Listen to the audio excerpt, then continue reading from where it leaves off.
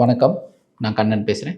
இன்றைக்கி நம்ம gold and silver ranges எப்படி இருக்குது, என்னென்ன மாதிரியெல்லாம் ட்ரேட் ஆகிருக்கு, எந்த வரைக்கும் சில்வர் அண்ட் கோல்டு எது வரைக்கும் போகலாம், எதுக்கு கீழே போனால் கொஞ்சம் வீக் ஆகும் அப்படின்றத கொஞ்சம் டீட்டெயிலாக பார்க்க போகிறோம். அதே மாதிரி கோல்டு அண்ட் சில்வர் வீடியோ முடியும் போது எங்கே டார்கெட் இருக்குது அப்படின்றதையும் ஒரு லாங் டேர்ம் டார்கெட்னால் நீங்கள் யூஆர் ஹோல்டிங் ஃபார் அட்லீஸ்ட் நீங்கள் ஒரு 2 to 3 இயர்ஸ் ஹோல்ட் பண்ண போகிறீங்க அப்படின்னா எந்த வரைக்கும் போகும் அப்படின்ற மாதிரி டார்கெட்ஸும் இந்த வீடியோவில் உங்களோட நான் ஷேர் பண்ண போகிறேன். ஸோ முதல்ல கோல்டு இப்போது கோல்டு அண்ட் சில்வரில் ஒரு கரெக்ஷன்ஸ் வந்திருக்கு. முதல்ல அதுக்கு முன்னாடி ப்ரீவியஸாக நம்ம கோல்டு யுஎஸோட ப்ரைஸஸை வச்சு யுஎஸ்எஸோட ப்ரைஸ் அப்படின்னும் போது கோல்டு 1 ounce வச்சு பேசுவாங்க. ஸோ அந்த ப்ரைஸஸ் எங்கெங்கே கரெக்ஷன் வந்திருக்குன்றத ஒரு ஹிஸ்ட்ரி மாதிரி பார்த்துருவோம். முதல்ல 2007 to 2009 அந்த ஜோனில் பார்த்திங்கன்னா ஹவுசிங் மார்க்கெட் கொலாப்ஸ் ஆகிருக்கு யூஎஸில் நான் சொல்கிறது. ஸோ அந்த நேரத்தில் ஒரு அவுன்ஸ் பார்த்திங்கன்னா அப்ராக்சிமேட்லி $3,700 $3,100 வந்திருக்கு. மார்க்கெட்டில் குறைஞ்சிருக்கு. $3,700 $3,100 வந்திருக்கு. அதே மாதிரி இன் 2019 to 2021 கோவிட் ஃபேஸ் பண்ணோம் எல்லாருமே. அந்த நேரத்தில் பார்த்திங்கன்னா $4,500 $4,500 $3,900 கரெக்ஷன் வந்தது. ஸோ இப்போது 2025 to 2026 அந்த மாதிரி எந்த பேட் ஈவெண்ட்ஸ் எல்லாம் எதுவுமே மார்க்கெட்டில் இல்லை. ஸோ அதனால் இது ஒரு ஒரு ஒரு correction for a buying opportunity அப்படின்றது கிளியர் கட்டாக தெரியறது. ஸோ அதனால் பெரிய நெகட்டிவ்ஸ் எல்லாம் கிடையாது கோல்டு அண்ட் சில்வருக்கு. அதை கண்டிப்பாக நம்ம ஞாபகம் வச்சுக்கிறோம். அட் த சேம் டைம் நமக்கு பாட்டம் அவுட் போகும்போது கொஞ்சம் குறையும் போது வாங்கி வைக்கிறது லாங் டேர்முக்கு நல்ல ரிட்டர்ன்ஸ் கொடுக்கறதுக்கு there is a huge probability அப்படின்றது என்னோட கருத்து. இப்போ நம்ம முதல்ல எப்போவுமே பார்க்குற மாதிரி எம்சிஎக்ஸ் கோல்டு 24 கேரட் முதல்ல பேசுவோம். ஸோ அதை பற்றி நம்ம டிஸ்கஸ் பண்ணும்போது 29 ஜனவரி 2026 24 கேரட் கோல்டு ஹை வந்திருக்கிறது உங்களுக்கு 1,80,779க்கு வந்திருக்கு. லோ அப்படின்னு பார்க்கும்போது 1,57,808க்கு வந்துட்டு க்ளோஸ் 1,69,403க்கு க்ளோஸ் ஆகிருக்கு. ஸோ இது ஒரு கீ பாயிண்ட் மாதிரி நம்ம வச்சுருக்கணும். ஸோ அந்த சேம் டே 22 கேரட் கோல்டு பார்க்கும்போது 1,68,000க்கு 10 கிராம் கோல்டு ஹை ஆக்ட் ஆகிருக்கு. ஸோ அந்த நேரத்தில் ஹையஸ்ட் ஹை பஞ்ச் ஆகிருக்கிறது அதுதான் லைஃப் ஹைன்னு நம்ம வச்சுக்கலாம். ஸோ 16,800 ஒரு கிராம் அப்படின்ற இடத்த ரீச் பண்ணது லைஃப் ஹை. அந்த சேம் டே என்ன ஆயிருக்குன்னா யுஎஸ்டி ஐஎன்ஆர் அப்படின்றது யுஎஸ்டி ஐஎன்ஆர்ன்றது நமக்கு டாலரோட ப்ரைஸஸ். ஸோ டாலரோட ப்ரைஸஸ் அப்படின்னு பார்க்கும்போது 92.16 கேப் அப் ஆகிருக்கு அன்றைக்கி. ஸோ அந்த கேப் அப் அப்படின்றது ஒரு சின்ன பேனிக் மார்க்கெட்டில் கொடுத்துருக்கு. பிகாஸ் இப்போது யுஎஸ் டாலர் டு ஐஎன்ஆர் அப்படின்னும் போது அது குறைய கோல்டு இன்க்ரீஸ் ஆகிறது நம்ம ரெகுலராக பார்த்துட்டு இருக்கிறது. But at the same time 92.16க்கு கேப் அப் ஆனதால் அந்த இடத்துல ஒரு சின்ன பேனிக் இருந்தது. ஏன்னா டாலர் ப்ரைஸ் கன்சிஸ்டண்ட்டாக இன்க்ரீஸ் ஆகிடுமா அப்படின்ற மாதிரி ஒரு பேனிக் இருந்ததால் ஒரு ப்ராஃபிட் புக்கிங் அந்த இடத்துல கண்டிப்பாக இருந்ததுன்னு சொல்லலாம். ஸோ இதுவும் காரணம் என்னன்னு பார்த்தீங்கன்னா டொனால்ட் ட்ரம்ப் யுஎஸில் அவர் நாமினேட் பண்ணுறவர் கெவின் வார்ஸ் அப்படின்ற ஒருத்தரை ஃபெட் ரிசர்வில் இங்கே ஆர்பிஐ மாதிரி அங்கே ஃபெட் ரிசர்வில் ஒரு சேர்மேனாக போடுறதுக்கு இவர் நாமினேட் பண்ணியிருக்காரு. ஸோ அவர் வந்தார்னா இவருக்கு ஏற்ற மாதிரி கொஞ்சம் இந்த rate cuts and rate hikes அதை கொஞ்சம் ஃபேவராக பண்ணலாம் அப்படின்ற மாதிரி இவரோட ஐடியா. ஸோ இதனால் இவர் வர்றார் அப்படின்னு ஒரு நாமினேஷனில் வந்தவுடனே மார்க்கெட் யுஎஸ் டாலர் உடனே யுஎஸ்டி ஐஎன்ஆர் உடனே இன்க்ரீஸ் ஆச்சு. ஸோ அது ஒரு பெர்ஃபெக்ட் ஒரு கோரிலேஷன் பண்ணி பார்க்கும்போது தெரியும். அட் த சேம் டைம் 30ஆம் தேதி மறுபடியும் பார்த்தீங்கன்னா 92.85 வரைக்கும் போச்சு. யூஸ்வலாக டாலர்ஸ் எல்லாம் உங்களுக்கு யுஎஸ் டாலர் ஐஎன்ஆர் ட்ரேட் ஆகும்போது ஒரு 30 பைசா 40 பைசா அப்படி தான் ட்ரேட் ஆகும். இந்த மாதிரி ₹1 55 பைசா 85 பைசாலாம் சேஞ்ச் ஆகிறது ஒரு பெரிய சேஞ்ச் அப்படின்னு வச்சுக்கலாம். ஸோ அந்த நேரத்தில் கோல்டு க்ளோஸ் ஆனது உடனே அந்த சேம் டே 30ஆம் தேதி. அதனால தான் டாலர் இன்க்ரீஸ் ஆனதால் யுஎஸ்டி ஐஎன்ஆர் இன்க்ரீஸ் ஆனதால் கோல்டு உங்களுக்கு உடனே குறைஞ்சிது. ஸோ 1,49,653க்கு எம்சிஎக்ஸ் கோல்டில் 10 கிராம்ஸ் வந்தது. அதே மாதிரி February 2ஆம் தேதி பார்க்கும்போதும் கோல்டு வந்து லோயஸ்ட் லோ ஃபார்ம் ஆகிட்டு 1,33,687 ஃபார்ம் பண்ணிவிட்டு அந்த இடத்துல இருந்து சப்போர்ட் எடுத்து இப்போது 1,30,965 அப்படின்ற மாதிரி ஒரு இடத்துல வந்து ட்ரேட் ஆகிட்டுருக்கு. ஸோ இப்போ நம்ம க்ளோஸாக பார்க்கும்போது இந்த 1,33,687 வந்து லோ பேஸ் ஃபார்ம் பண்ணிவிட்டு அதுக்கப்புறம் வந்து ரிவர்சல் ஆகிருக்கு மார்க்கெட். ஸோ இப்போ மெயினாக நம்ம பார்க்க வேண்டியது என்னன்னு பார்க்கும்போது இப்போ இந்த 1,33,687 மறுபடியும் கட்டானா மட்டும்தான் வந்து ஃபர்தர் ஃபால் இருக்கும். ஸோ அந்த ஃபர்தர் ஃபால் எவ்வளோ தூரம் இருக்கும் எம்சிஎக்ஸில் அப்படின்னு பார்க்கும்போது 1,30,965 வரைக்கும் வரலாம் அப்படின்றது ஒஸ்ட் சப்போர்ட். ஸோ இதை நம்ம பேஸாக வச்சுட்டு இந்த 1,33,687 பிரேக் ஆகலைன்னா கொஞ்சம் கொஞ்சமாக மேலே போகும் அப்படின்ற மாதிரி நம்ம வந்து டிசைட் பண்ணி வச்சுக்கலாம். ஸோ 22 கேரட் கோல்டு அகெயின் நம்ம வந்து பார்க்கும்போது 26ஆம் தேதி ஜனவரி வந்து 15,025 இருந்தது.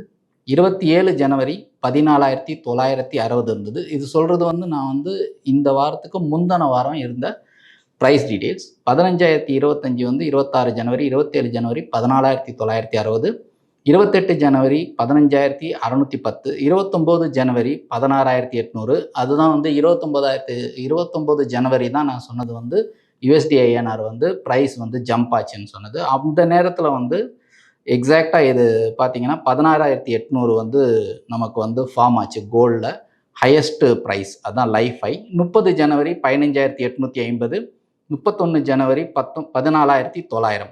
ஸோ இந்த 14,900 31 ஜனவரி வரும்போது அந்த வாரத்துக்கு உண்டான ப்ரீவியஸ் லோ அப்படின்னு பார்க்கும்போது 27ஆம் தேதி வந்திருந்த 19,960. ஸோ அதுக்கு கீழே 19,900க்கு 31 ஜனவரி வந்தாலே ப்ரீவியஸ் வீடியோஸ்லேயே நிறைய சொல்லியிருப்பேன், எந்த வாரத்துலேருந்து லோ பிரேக் ஆகுதோ அந்த வாரத்து லோலேருந்து கீழே அதுக்கு அடுத்த வாரம் வர்ற லோ வந்து திரும்ப பிரேக் ஆகக்கூடாது அப்படின்னு சொல்லியிருப்பேன். ஸோ இது ஃபஸ்ட்டு வந்து போன வாரத்தில் மட்டும்தான் வந்து பிரேக் ஆகிருக்கு. பிரேக் ஆகிட்டு 14,900 க்ளோஸ் ஆச்சு. ஸோ அந்த இடத்துல ஒரு பேரிஸ்னஸ் இருந்தது. அப்போ நம்ம வந்து ஆஸ் அ ரீட்டெய்லர் நம்ம வந்து வாங்கும்போது நான் சொல்லியிருக்கேன், அந்த எந்த ஒரு வாரத்தில் இருக்கிற ஒரு 6-7 நாளில் இருக்கிற லோ மறுபடியும் கீழே வந்து க்ளோஸ் ஆச்சுன்னா ஃபர்தர் லோக்கு போகலாம் அப்படின்ற மாதிரி நம்ம கெஸ் பண்ணிக்கலாம். அதை வச்சு நம்ம வந்து குறையிற ப்ரைஸை வச்சு நம்ம அக்குமுலேட் பண்ணலான்னு சொல்லியிருக்கேன்.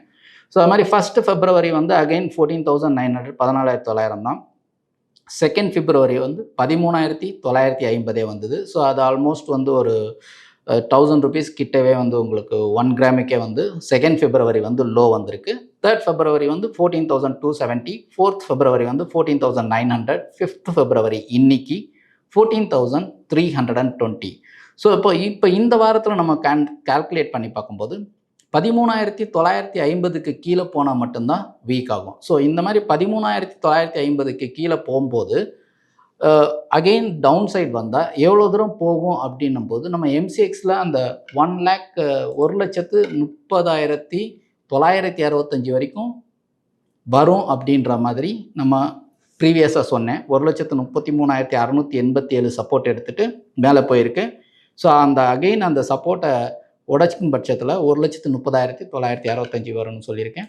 ஸோ அது மாதிரி பார்க்கும்போது இந்த 13,950 அப்படின்ற லோ மறுபடியும் பிரேக் பண்ணியாச்சுன்னா மார்க்கெட் வந்து டெஃபினட்டாக இன்னும் கொஞ்சம் இறங்கிறதுக்கு ப்ராபபிலிட்டிஸ் ஜாஸ்தி இருக்குது. ஸோ எது வரைக்கும் வரலாம் அப்படின்னு பார்த்தா 13,000லேருந்து 11,800 வரைக்கும் வரலாம் அப்படின்ற மாதிரி தான் வந்து எம்சிஎக்ஸில் பார்க்கும் போதும் அந்த எம்சிஎக்ஸ் டேட்டா வந்து நம்ம 22 கேரட்டோட கோரிலேட் பண்ணும் போதும் 13,000லேருந்து 11,800 வரலாம் அப்படின்ற மாதிரி நம்மளால் கெஸ் பண்ண முடிஞ்சு சொல்லியிருக்கேன். ஸோ இதில் வந்து நமக்கு மெயின் கீ பாயிண்ட் அப்படின்னு பார்க்கும்போது 13,950 கட் ஆனால் தான் அந்த 13,000 வரலாம். அதுக்கப்புறம் கன்சிஸ்டண்ட்டாக லோஸ் பிரேக் ஆகுதான்னு பார்க்கணும். எந்த லோ பிரேக் ஆகாமல் ஒரு வாரத்துலேருந்து சப்போர்ட் எடுத்துகிட்டு மேலே போக ஆரம்பிச்சதுன்னா அப்போ அந்த லோலேருந்து நம்ம வந்து டிசைட் பண்ணிக்கலாம் வராது அப்படின்ற மாதிரி. So as on date 13,950 break ஆகும் பட்சத்தில் நான் சொன்ன மாதிரி அந்த 13,000லேருந்து 11,800 வரும்ன்ற மாதிரி நீங்கள் வந்து ப்ரைஸை அசியூம் பண்ணி வச்சுக்கலாம். பட் இந்த மாதிரி ஜோன்ஸ்க்கெலாம் வந்ததுன்னா மறுபடியும் வந்து மார்க்கெட் ரிக்கவர் ஆகிட்டு மேலே போகிறதுக்கு தான் ட்ரை பண்ணணும். Because gold and silver always bullish தான் அப்படின்ற மாதிரி தான் வந்து என்னோட வியூ. ஸோ இதில் எந்த சேஞ்சஸும் கிடையாது. ஸோ எப்படி ரியாக்ட் ஆகுதுன்றதை போக போக பார்ப்போம். அகெயின் சில்வர் நம்ம பேசும்போது எப்பவும் வந்து சில்வர் வந்து ஹை வாலடைல் அப்படின்றது எல்லாருக்குமே தெரிஞ்சது தான். Because of the percentage of return வந்து கோல்டை விட பயங்கரமாக ஜாஸ்தி கொடுத்துருக்கிறது. ஸோ 26 ஜனவரி வந்து 375 ரூபா ஒரு கிராம் வித்துட்டு இருந்திருக்கு. 27 ஜனவரி 387, 28 ஜனவரி 400, 29 ஜனவரி அகைன் கோல்டு 16,800 ரூபா ஹை அடிக்கும் போது சில்வரும் வந்து 425 ரூபா ஹை அடிச்சிருக்கு. ஹை அடிச்சுட்டு 30 ஜனவரி 405, 31 ஜனவரி 320. ஸோ இந்த 31 ஜனவரி வரைக்கும் எடுத்தோம்னா 375 தான் அந்த வாரத்துக்கு உண்டான லோ. போன வாரத்துக்கு 375 தான் லோ. 375 பிரேக் ஆனால் கீழே விழுன்றது நம்ம கெஸ் பண்ணுறது. ஸோ ஃபஸ்ட் ஃபெப்ரவரி வந்து பார்த்திங்கன்னா 320 ரூபா அகைன், செகண்ட் ஃபெப்ரவரி 300 ரூபா. இந்த 405ன்றது 30 ஜனவரி வந்து 405லேருந்து 31 ஜனவரி கோல்டு எவ்வளோ ஃபாஸ்ட்டாக இறங்கிச்சோ அதே மாதிரி 387 கட்டாயி நேராக 320க்கே வந்து சில்வர் வந்திருக்கு. காரணம் ஏன்னு கேட்டிங்கன்னா இதுதான் ஹை வாலட்டாலிட்டி. சில்வர் வந்து ஜாஸ்தி இருக்கும் கோல்டை கம்பேர் பண்ணும்போதுன்ற மாதிரி.